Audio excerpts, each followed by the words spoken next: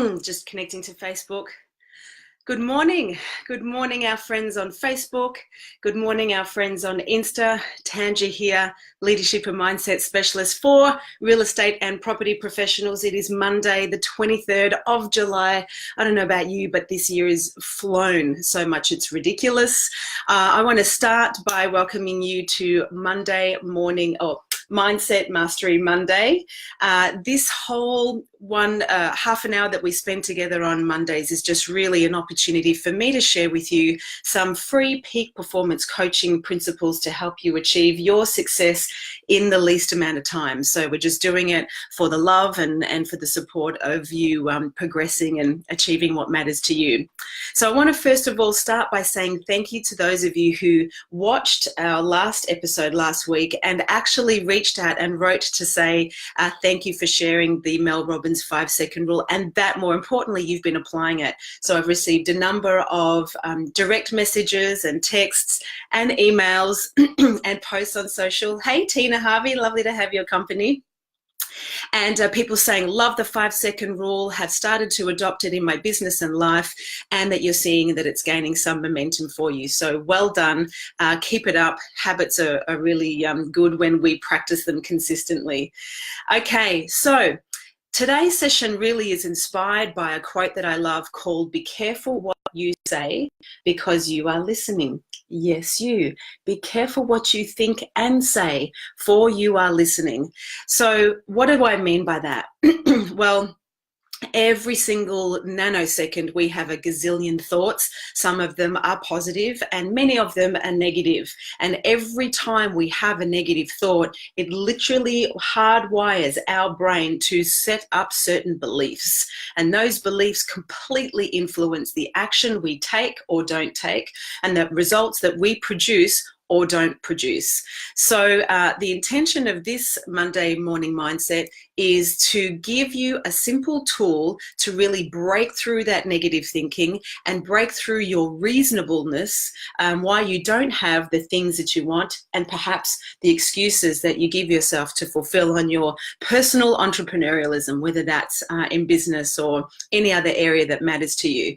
So consider that you are probably like me. There's goals, aspirations, dreams, and things that you want to achieve for yourself in your life. And you'll have one of two things. You'll have the results. You'll have them in your life. Good morning, Taylor. Lovely to have your company. Or you'll have the reasons why you don't have things in place. So in any area of our business and life, we will either have reasons why we don't have it or the results of having it. You know that, don't you, Taylor? So what gets in the way of actually producing the results, as I said before, is our reasons, justifications, excuses, and beliefs. Now, this is where I want to focus my energy on today, because no doubt you're producing results in many areas of your life. But I want to talk about the areas that you feel either stuck, like you're not getting anywhere, or you're oscillating. You're taking one step forward and two steps back. Let's look at the reasons we tell ourselves why we can't have or can never achieve the things that we want or haven't taken action. Typically, when we have reasons and not results, we are blaming a resource. And let's see if any of these land for you. I don't have time. I don't have time to do the action to produce that result. I don't have the money to acquire that thing, tool, resources. I don't have the resources. I don't have the tools. I don't have the people. I don't have the experience. I don't have the skill. I don't have confidence. Whatever it is that you are telling yourself, here's what I want to kind of pull the curtains back and go behind the scenes. Every time you believe those reasons that you're telling yourself why you can't do the things that matter to you, you give the power to those things. You give the power to time, you give the power to money, you give the power to people, your CRM system, your tools, resources, your team, your boss, and you stay disempowered. And when we're disempowered, we really aren't fueled to go and achieve the results that we want to achieve for ourselves. So so I just invite you today, as you're going about your day, think about the things that you tell yourself, the reasons you can't take action, the reasons you don't have the results, and ask, what is the resource I'm giving my power to? As Tony Robbins said, it's never the resource, it's actually our lack of resourcefulness that gets in the way of us producing the consistent results that we desire. So take a look for yourself in your life. What matters to you, either personally or professionally, whether it's exercise, whether it's pay off debt or build your bank balance or create a team or grow your business. What's the reason you're telling yourself that you don't have it yet? Is it time? Is it money? Morning, Andy Reid. Lovely to have your company too. Good morning, Kaya. Is it a tool, a system, support, a mentor, a coach? What is the reason that's getting in the way of you producing the results that you desire? Then take a look and ask yourself, how else can I approach this differently? If money is the issue, let me then deconstruct this a little bit further. Good morning. I bet if you had a child and your child was sick and you had to raise 20 grand to keep them alive to get the treatment, do you reckon, let me ask you that are watching and give me a thumbs up, do you reckon you would find the money? Do you reckon you would sell stuff? Do you reckon you would enroll people? Do you reckon you would start a crowdfunding? Like, do you think you would become innovative and find the money? If you had a sick child and you didn't have the money, but the only way to keep them alive was to have 20 grand by the end of the week, do you reckon you'd find it? Give me a yay or a nay.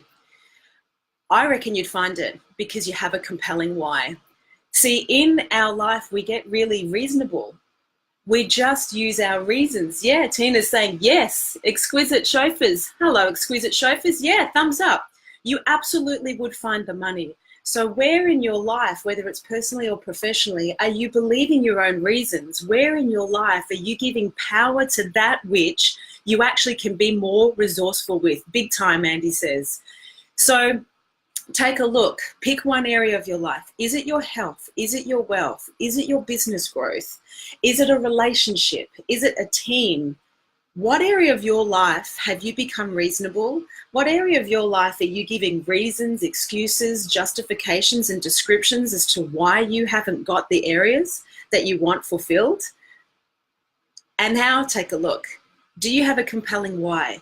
I bet you don't. Just like if I said, if you had a sick child, you would find the 20 grand by the end of the week.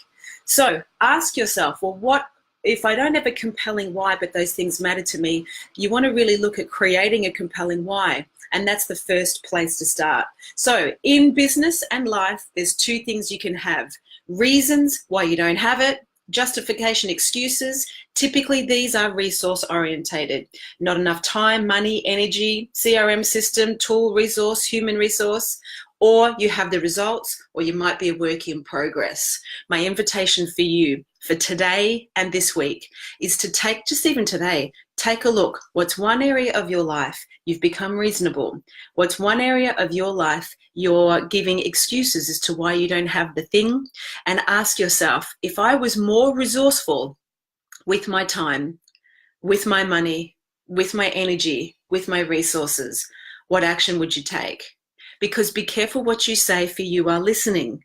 Every time you say, I don't have time, that becomes the truth. I don't have the money, that becomes the truth.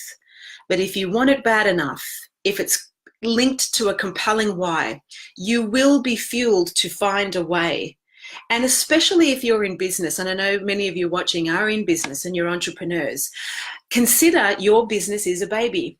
You've birthed the baby, and whether you're male or female, my metaphor is now we've got to breastfeed the baby.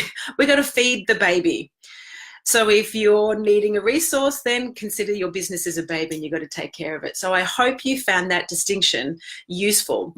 The best way to beat your reasonableness and go from reasons to results is become more resourceful with the resources that are available to you to make that thing happen.